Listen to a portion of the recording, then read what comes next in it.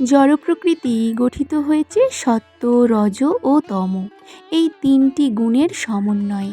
এই গুণত্রয়ের ঊর্ধ্বে আছে অনন্তকাল। এই গুণগুলির সমন্বয়ে ও অনন্তকালের প্রভাবে ও পরিচালনায় কার্যকলাপ সাধিত হয়, যাকে বলা হয় কর্ম।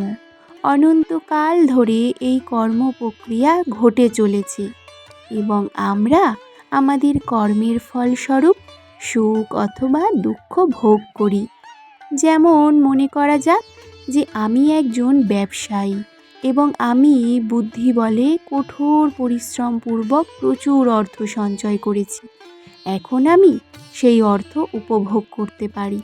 কিন্তু আমি যদি ব্যবসায় আমার সমস্ত সম্পদ হারিয়ে ফেলি, তাহলে আমাকে ক্লেশ স্বীকার করতে হবে।